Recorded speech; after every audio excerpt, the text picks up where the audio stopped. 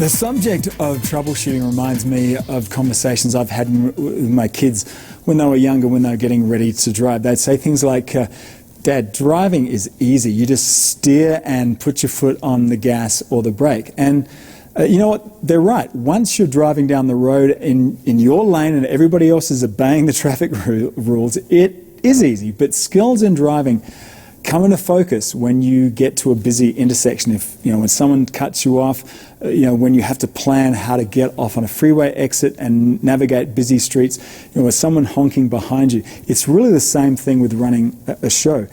If you're in the middle of a song, you can pretty much take your hands off the wheel, right?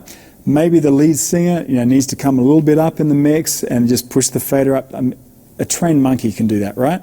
But when you come to that analogy of a busy intersection, the transition between songs, when the presenter comes up to talk and the video feed needs to be ready for the next cue, and the background singer's mic feedbacks while the music director is trying to get your attention, that is when you earn your stripes. You think about it, there are many, many things that can go wrong. But before we look into any of the specifics, let's kind of look at the basics.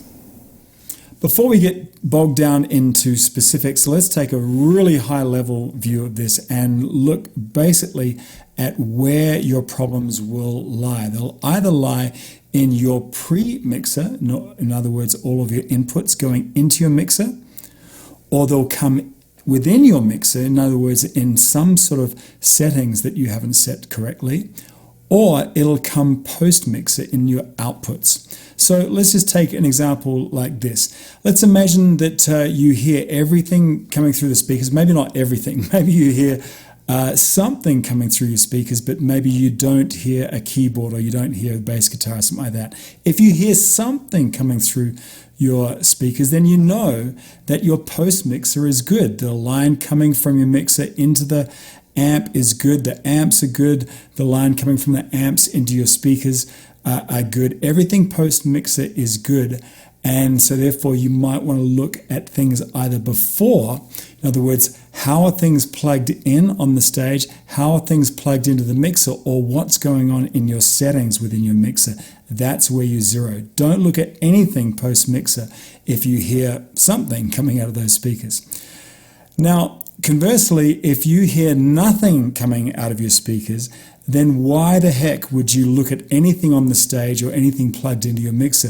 Your problem is coming in post that mixer, coming in after that. So check out your speakers, your cables that go from that, your amp, and also your settings as well there.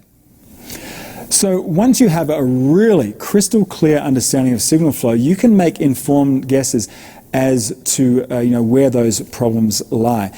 If you don't hear a keyboard from the stage, I start at the keyboard. So, is it working? Is it powered on? Is the cable coming from the keyboard a known good cable? Is it going into a known good DI box? Basically, you start from the source and then you make deductions as you go along that signal path in a steady, logical fashion. So let's see some examples.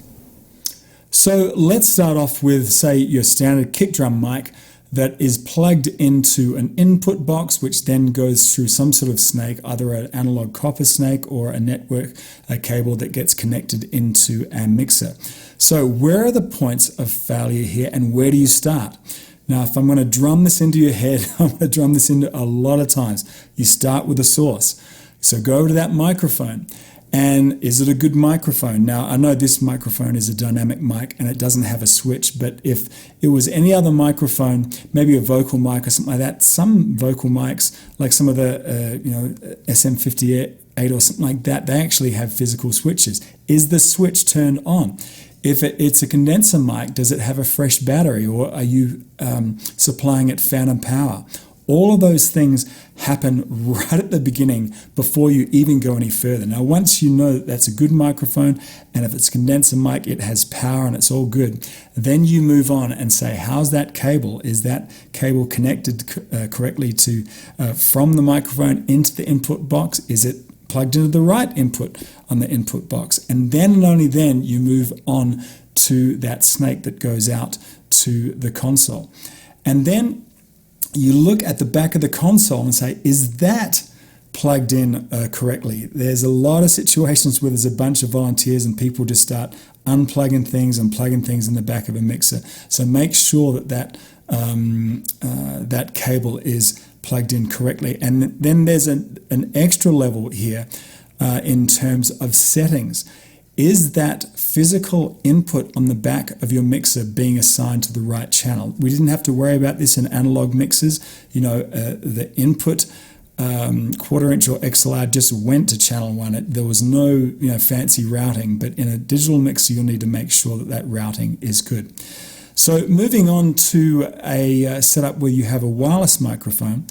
A wireless microphone basically transmits and goes to a receiver, which is plugged into an input box, which then goes into your mixer. So where are the points of failure? Think about it. And where do you start?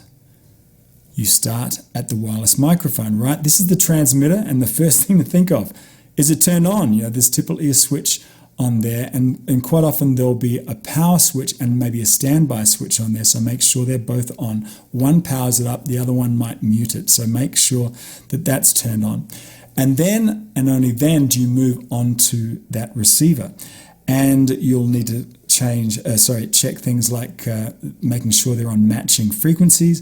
And then you can actually just start talking to the microphone, and quite often you'll be able to see that there's some sort of signal on that display in the receiver. Some receivers may even have a headphone jack so that you can plug headphones in and you can hear whether it's going on. Now, if you're getting signal going to that, then and only then you start moving on to the input box, and then making sure that's plugged in correctly, and then that's plugged in correctly on the back of the mixer, and then finally those settings within that digital mixer. So we've looked at a wired microphone, we've looked at a wireless setup. Now let's look at things that just physically get plugged in through, say, a DI box. So from this example, we have a keyboard. Where do you start? You start off at the keyboard.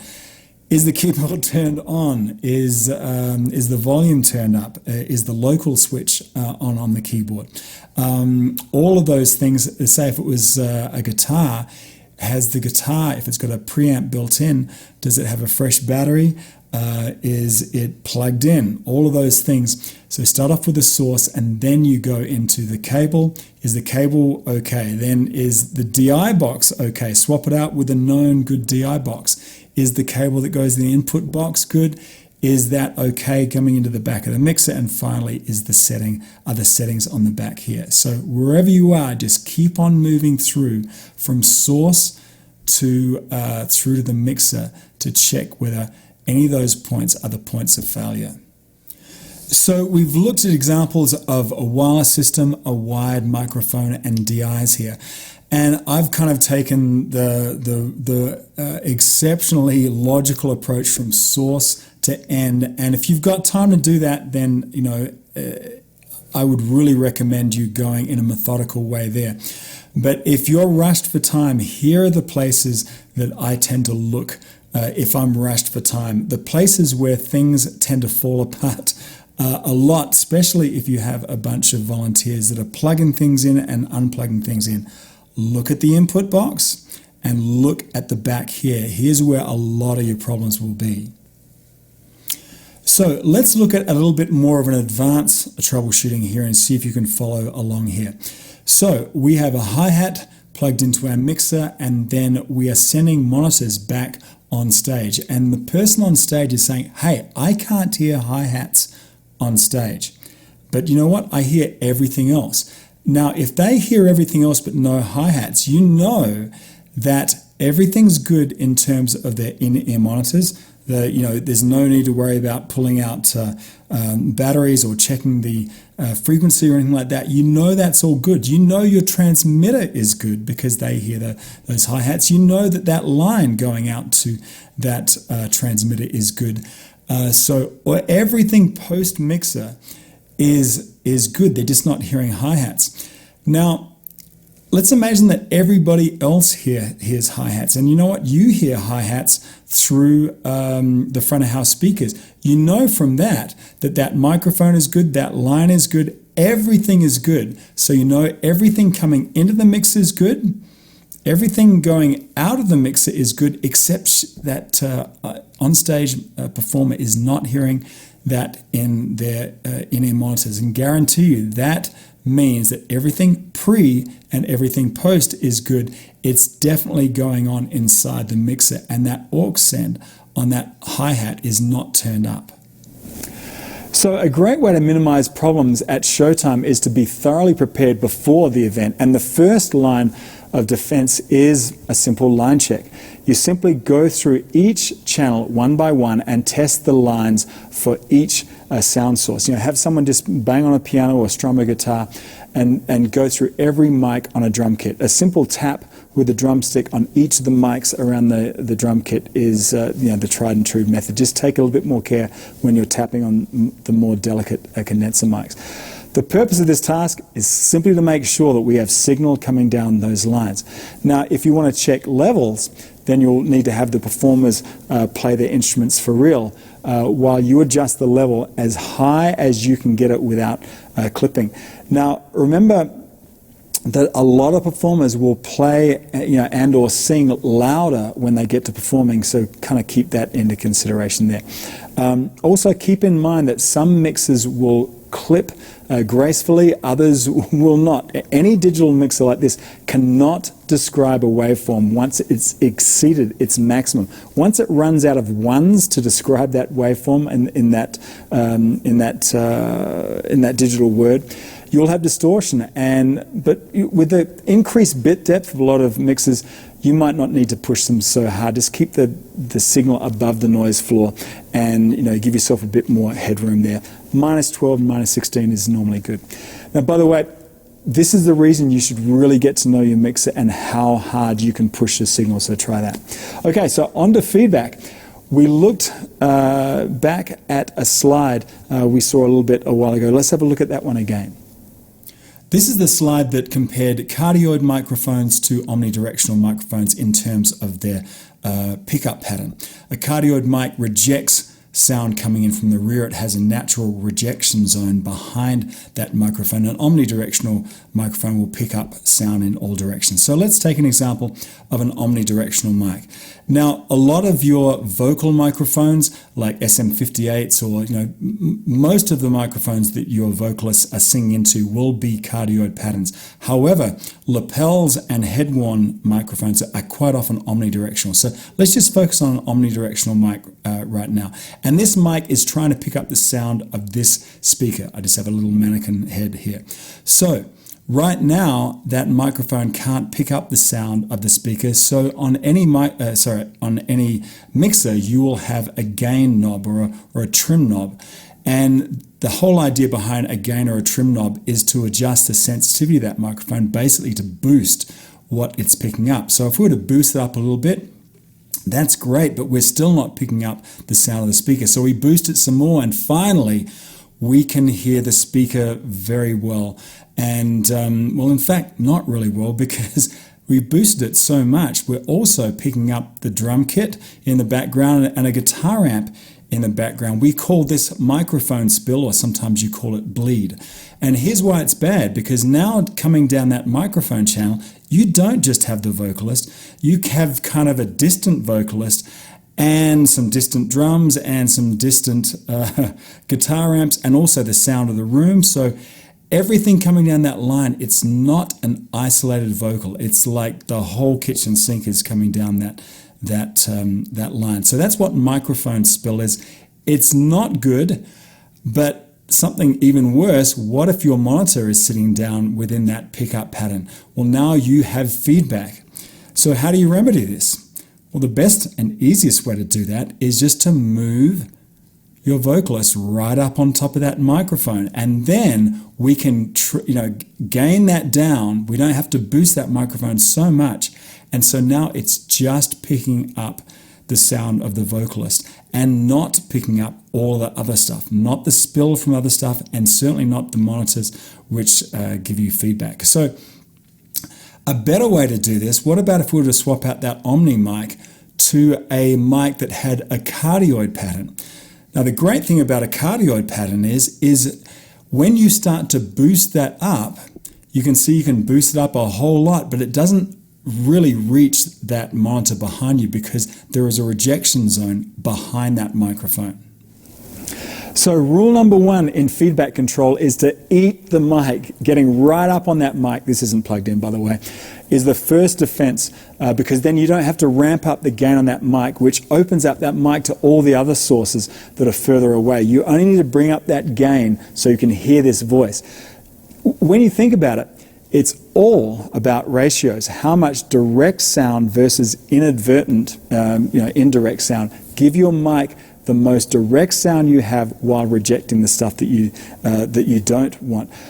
Also, like we just saw, the correct pickup pattern on a mic is important because a cardioid or heart-shaped pattern places the most sensitive side of the mic at your mouth while simultaneously directing the least sensitive, the most deaf part of this microphone towards your feet where your floor monitor is normally going to be. Now you can't always have a cardioid pattern. I mean, there's lavalier, there's a lot of lavs and head-worn mics that are omni, but most of those limitations can be overcome just by getting them closer and closer to your sound source. Now, the third place to alleviate feedback behind the mic choice and the mic proximity would be to electronically process that sound. On the monitor send that goes out to the amp and the onstage monitor, if we insert just before that a graphic equalizer, and this is what it looks like up close, then if we place that on the monitor send, we can notch out frequencies that are going to feed back along that monitor send, and that way we can protect against feedback to anybody who is using that monitor send and any instrument that's coming down that. The benefit to notching out problem frequencies on the monitor end is that you can remove or certainly attenuate just a narrow band of frequencies that tend to feedback before all the other frequencies. In any other, any given environment, certain wavelengths tend to build up or cancel each other out in such a way that you might have just a really hot frequency range of, say, 250 hertz. Now, if you notch that out on the monitor send, then anything that comes down that line will be less susceptible to feedback, and it doesn't affect what's happening through your front of house speakers. Now, you can also do another thing electronically, and that is to use a noise gate on a vocal microphone. Basically a noise gate is simply an effects processor that opens up when a signal goes through a certain threshold. It's really a lot just like an automated mute button.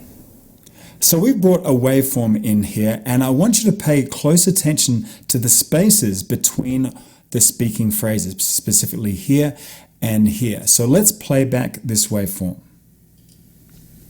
Here's an example of a vocal microphone that's on the verge of feeding back. But if we properly set a noise gate, we can mitigate that by only allowing the gate to open up when I speak and then have it close in between my phrases. Now let's bring in a noise gate and listen to those same spots in between those speaking phrases and see how that automatically gets muted out. Here's an example of a vocal microphone that's on the verge of feeding back. But if we properly set a noise gate, we can mitigate that by only allowing the gate to open up when I speak and then have it close in between my phrases.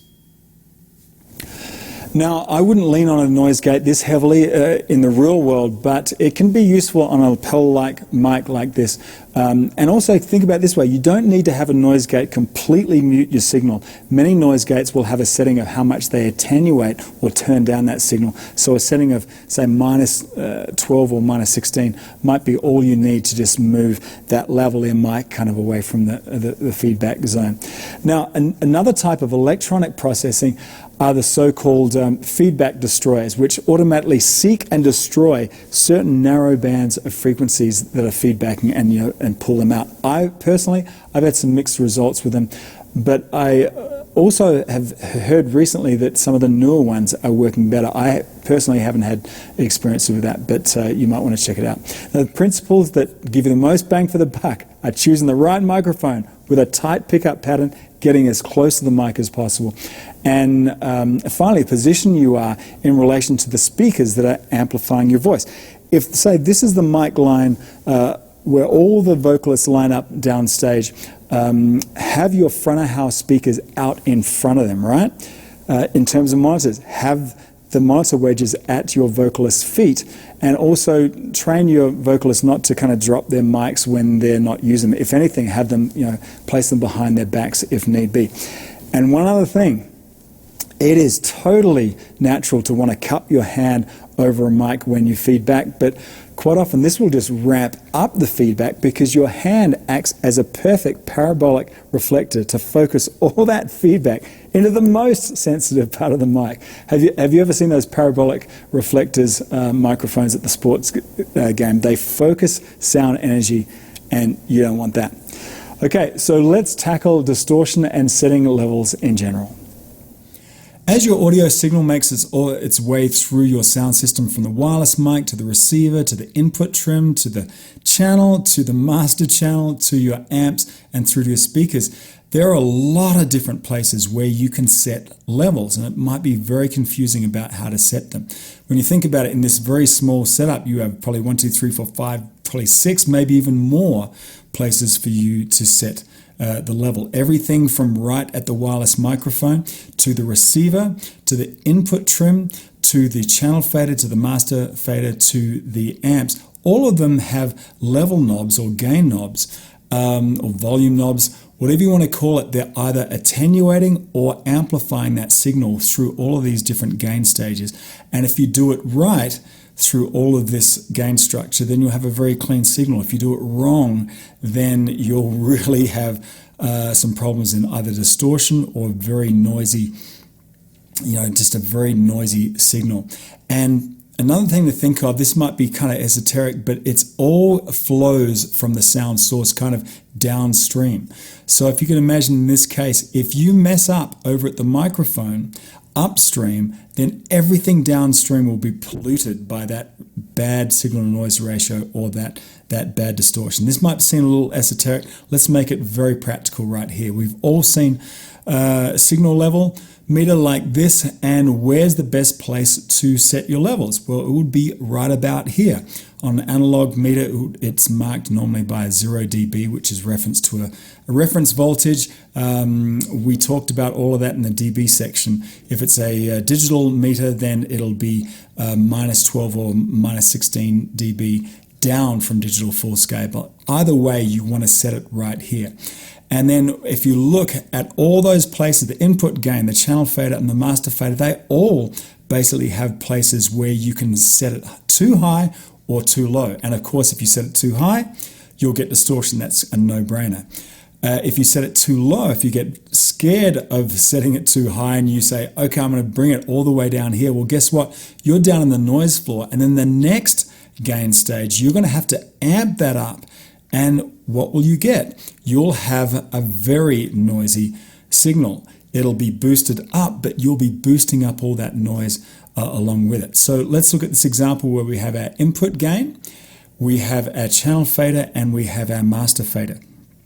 So if we were to set our input gain way too hot, then you would get distortion, and you get distortion at the channel fader and the master fader. Everything downstream from where that distortion happened will get distorted. You could turn it down, but now you just have a quiet, distorted signal. You don't want that, right?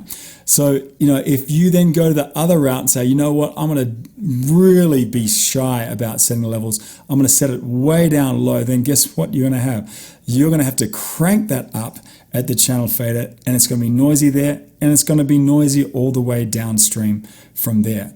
So to get that idea, both extremes are bad, and any mistakes you make then get passed downstream, and you can't do anything about either distortion or a noisy signal downstream of that. So let's go back to our example with our wireless microphone going to our receiver into our mixer. If you crank that up too hot at your microphone, let's imagine you have a guest speaker comes in and they have very loud voice. If you don't trim that down there, you'll get distortion, and then all of that distortion will follow you all the way through. There's nothing you can do with that signal downstream. You can only turn it down, but you just have a turned down distorted vocal. Now, if you go the other way, like we said before, and are very shy about that level setting, you're going to have to really ramp that up at your input trim or your gain knob on your mixer, and then that will result in a noisy signal going all the way through. So everything you do upstream affects everything you do downstream. You kind of get that? I'm drilling that in a number of different ways, but it's really, really important that you get a good signal at the beginning and then follow that through, and then pretty much leave it at kind of a unity gain at all of your other settings along there. Now, one kind of difference I might go over here, let's take an example here where you have your main mix coming out of your mixer, and that's going into, say, some amps which are feeding speakers. If you can set up like a CD player or some sort of solid state, anything that will create a signal, plug that into your mixer and set it up at unity, basically in that sweet spot around, if it's on a digital console like this, around minus 12 to minus 16 dB. And if you play that, here's something you should do. You should also have your main mix set at unity right there. Then you can then adjust your power amps. Now, sometimes this will be built into the speakers, but the idea is that then you move around the power amps to get the SPL level that you would normally run your system at. In other words, if you know that you're going to be running in this case 94 dB, that sounds pretty loud for a church, but let's imagine if it was 85 or something like that. Then if you set that up to be 85 and then bring your amps down to maybe just a little bit more than that, then you'll get a better signal to noise ratio. So here's the reason that I brought that up. I've gone to churches where all the amps are turned all the way up and they are just running the main left and right bus way down because it's just too loud to bring it up to that unity gain here. Here's where that becomes problematic. All playback systems, your amps and speakers, have noise associated with them when they're turned all the way up, that shh kind of sound, right? If you have them turned all the way up while you bring down the mixer here, then you're going to have a noisy system. Now, in a really loud club, this never really comes out because everything's turned all the way up anyway. But in a church where after the band leaves and you just have a single, fairly quiet mic, you'll have plenty of shh, coming out of the speakers there. So play a CD, or something else coming into your mixer, and then set the levels correctly and place your master here at the 0 dB mark, and then adjust your amps up and down until you get what would normally be your kind of loudest that you'd ever play in the venue, maybe, and then bump it up just a little bit more. That way you'll have a quieter signal. Okay, hums and buzzes, where do they come from? Well, all the major problems tend to come from interference and things like power inducting through the cables, placing audio cables right next to power cables and lighting cables. That's an invitation to get this kind of sound. You don't want that. Okay, so the first line of defense is not to bundle your audio cables right next to your power or lighting cables. If you have to cross them, to minimize their interference, just try placing them at a 90-degree angle. Now, the next line of defense is to use balanced lines. In the discussion between balanced versus unbalanced lines, let's start off with the easy one, which is unbalanced, your typical guitar cable, where you have two paths. Your tip is your hot path, and then your sleeve is your ground path. So down the hot path, we're going to be sending a signal from your source, and that'll be something like a microphone or a guitar pickup, and that will make its way from the source to your input, which might be something like, say, a guitar amp or the input channel on a mixer. So that's the intended signal that we want to go down that path. But unfortunately, cables tend to act kind of like antennas, and they can pick up all sorts of RF junk. And so that's what's represented here on the screen. If that goes down the same line, it wasn't transmitted from the source, but it's been picked up along that cable, then what comes out the other end is our original signal plus all that junk. And because the original source is quite often low level, like microphones don't put out a lot of level, certainly pickups don't put out a lot of level, then we'll need to gain that up.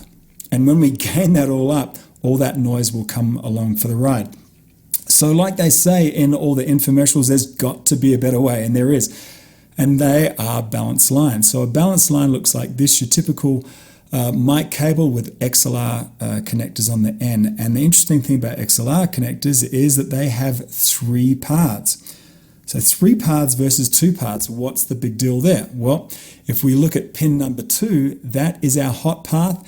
That's exactly like we had before. Our signal's going down there. Everything looks normal up at this point compared to our unbalanced line. But there is another path here called the cold path on pin number 3. And the special thing about the cold path is it sends a copy of that same signal down there, but it flips it 180 degrees out of phase.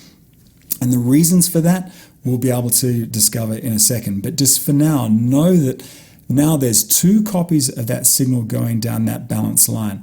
One is the original signal on the hot path, and the other one is a flipped version of that along the cold path. And then pin number 1 is your ground.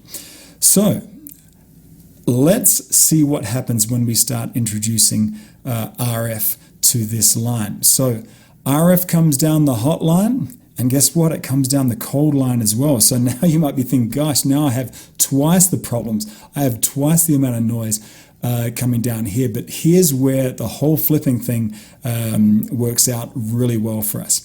Now, at the input, we then flip that backwards on the cold path. So we basically flip that backwards, and here's what happens to our original signal and our noise. They both get flipped backwards. And so what happens when you add that to your hot path, you have your original signal plus that flipped version.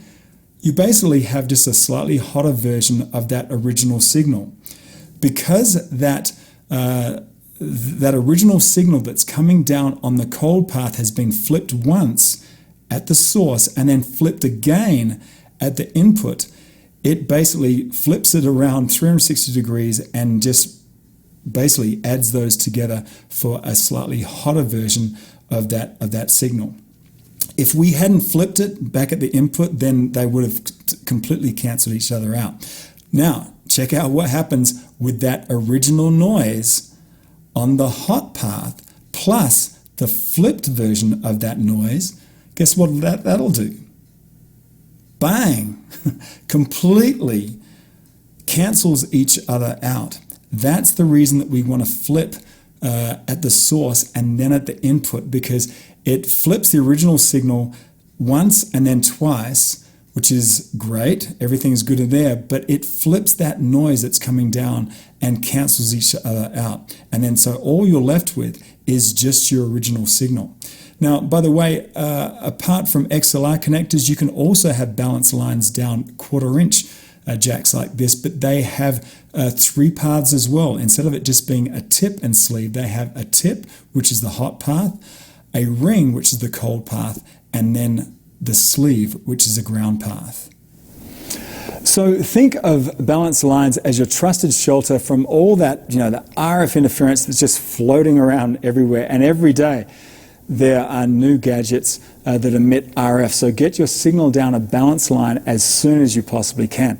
If your guitar is going to a DI box, which then plugs into a balanced line, let that unbalanced cable, that guitar cable, be as short as possible. Why use a 20-footer when you can use a 10-footer? Get it to the safety of that DI box and that balanced line as soon as you can.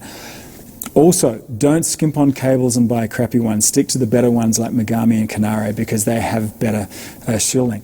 So apart from your basic RF interference that comes around there, let's look at the dreaded ground loop hum. Have you ever heard a hum like this?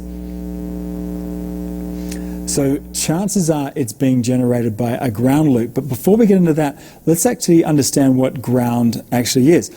We can break ground into electrical ground and signal ground. Electrical ground is the third pin on most electrical cables that connects to actual earth ground. When you plug this into a wall, the other end of this goes into a stake that is driven deep down into the dirt, literally in the ground. Now, electricity wants to go to ground, right? So let's imagine you stuck your tongue into a toaster, which I highly discourage you from doing, right? That electricity is going to find a great path through you, through to the ground you stand on, and you'll be waving hi to Nana on the way to the light, okay? So, most electrical appliances have a ground so that in the event of some wiring problems inside the unit touching the metal chassis, the electrical current will immediately go down this ground wire and trip a circuit breaker instead of going through you. It's for this reason that any electrical device that has a ground on its cable and the end of its cable like this has been placed there for a reason. Don't go chopping off this pin and trying to get rid of ground loops. So that's electrical grounds. Signal grounds is the return path for the low-level audio signals that are making their way through your sound system. So let's see if some visuals here can make this a little bit more clear. Let's imagine we have a keyboard and a mixer, and both of them are plugged into the AC outlets, and two separate AC outlets. You'll notice that on those AC plugs that are plugged in those outlets, I've designated the ground in green right here, so you can see that right in there. That is the ground pin, which basically connects both of these to the ground through those AC plugs. Now, in addition to them needing power, we're going to be plugging our keyboard into our mixer using a DI box. As we said before, we're going to take an unbalanced line coming from the keyboard into the DI box, and the DI box will turn that into a balanced line and take that through to the mixer. Now, here's the problem. Both of those devices are plugged into separate wall outlets. Maybe they're, one's on one end of the room, one's on the other end of the room. And that brings up a problem because you can have potential differences between those grounds. And now your keyboard has basically two paths to ground. Through the DI box and then also through its ground pin, and the same thing with the mixer. And so this is going to give you a perfect condition for a ground loop, and it'll sound like this. The best way to break that loop is to go into the output of that DI box, and you'll notice that on a lot of DI boxes you'll have a little ground lift there. If you click on that, poof, that will go away, and your ground loop will go away as well. So that problem is completely fixed.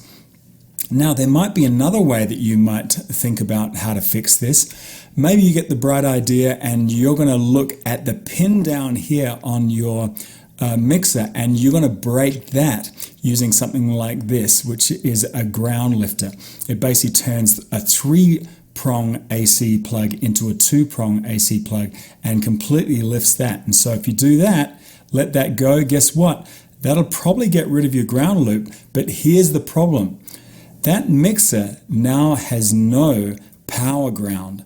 In other words, if anything were to go wrong inside that mixer and something live within that mixer in terms of a high voltage line were to touch that chassis, it would have no place to go to power ground. And if you snuck up next to that and touched that, you'd be toast. Now, I'm not suggesting that a world-class mixer like this is likely to have faulty wiring, but the manufacturers put those ground pins there for a reason. Chopping off pins or using ground lifters, as your first resort to trying to fix a ground loop is really not a good plan. So let's look at the 3 solutions to fixing your ground loop problems. Probably the easiest way to go is just using the ground lift on a DI box, like we said before. Most DI boxes will have that, and that will fix a lot of those problems.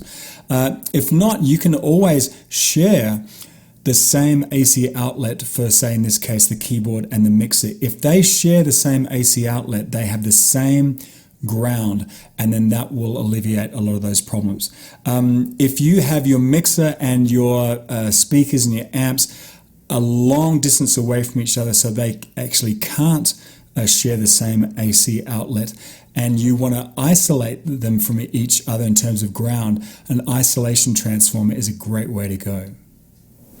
One last place that you might encounter hum is from transformers. If you have power supplies like this anywhere near your audio lines, experiment with moving them in terms of their proximity to the audio lines. If you can't get them completely away from audio lines, maybe try changing their axis, and that can normally fix that problem. Years ago, when I was just starting out in the business, I was really into making racks of equipment really tidy, right down to looming all the cables together with cable ties and putting them neatly in cable troughs and velcroing all the bits and pieces and tacking them away. So for weeks I had this annoying hum in my system that I couldn't track down. It ended up being a power supply like this that I had velcroed right close to the output of one of the signal processors. As soon as I broke that velcro away and moved that power supply around, it sounded like a lightsaber battle, right? That kind of sound. I just moved that power supply out of the way, and after that, all was good. So, let's talk about phase. I've said many times that audio is just waves of sound energy that have both peaks and troughs. And we also mentioned that lower bassy frequencies have longer wavelengths and higher or trebly sounds have shorter wavelengths. And this brings up yet another gremlin that you might come across, particularly if you're using multiple microphones on the same source. Let's imagine that these are some waveforms that we're going to be capturing with a microphone, and we bring in our microphone, and in this case you can see in the diagram that this microphone is catching this waveform at its crest right at the top, and if we were to bring in another microphone parallel to that, you can see that it will be picking up the exact same part of that waveform. But if I move that microphone in relation to the first microphone, you can see now that the second microphone is picking up that same waveform at its trough. And as we've learnt before with phases, this is not a good thing, because now the first microphone is picking up at its crest, the second one is at its trough, and this particular waveform will get cancelled out. So let's imagine we, instead of having this kind of a higher frequency waveform, let's bring in lower frequency waveforms, more bassier waveforms, and we'll set up the same microphone at the crest here. Now, if we were to bring in the second microphone, look how far it would need to be apart to land on that trough, to basically be out of phase. So obviously, the lower the frequencies are, the further apart the microphones need to be to get any phase cancellation. If it's a high frequency, the tolerance is a lot more tighter. Only an inch or a fraction of an inch can get you out of phase. So what might that sound like? It might sound like this, where the quality of the sound starts to get very thin as certain frequencies begin to cancel each other out. And just like we saw, placing multiple microphones in phase, where you basically line them right up, is much more sensitive to distances in upper frequencies than lower frequencies. A 100 hertz tone is about 10 feet long, so you'd have to actually have the mics 5 feet apart to get much phase cancellation there. Where higher frequencies might just be a matter of inches or even fractions of an inch. So to help this, many consoles have a phase flip switch that will allow you to flip the signals coming in there 180 degrees out of phase. Perfect for correcting phase problems between, maybe like a top of a snare and a bottom snare, for example. Just solo both of them up and then start flipping the phase to listen which one is better. You'll basically just want to go with the combination that gives you the best combination to the sound to your ears. Usually a bad combination, the bottom end drops right out. If your bottom end drops right out, then just flip that phase and all should be good. Now, by the way, the actual diaphragm of a mic will be different from mic to mic. For example, this SM57 is probably a ½ inch down here where the actual business part of this mic is. Some mics might have their diaphragm, an inch or more inside that chassis. So just keep that in mind when you're trying to keep all of your microphones phase coherent. So now that you have a list of possible gremlins that you need to be prepared for, when do you try to tackle them? Well, I'll always try to tackle and work on these problems, before I have the pressure of sound, showtime looming over me. So that means coming in a little early and listening to every input, solo every channel up. Listen to each channel and listen for hums and buzzes. Do a line check before the band even gets here. Now, some lines may need to wait until the performer actually brings in their instrument, but get the ones that are already up on the stage out of the way. And this is going to be a two-person job, so I'll enlist another person to go up there, start tapping out those lines. Now, once you know that all those gremlins are ironed out, you'll use a sound check to then finalize your mix and make sure everybody's happy monitor-wise. By the way, this might be a time to caution you that some performers on stage don't know anything about relative volumes, and hopefully you can help them understand that you can't keep on turning everybody's level up in a loudness war, because the stage volumes will be so loud that it overpowers the front of house. So perhaps just tactfully, ask everybody to, come back down to a level, and then, we can all hear from that point.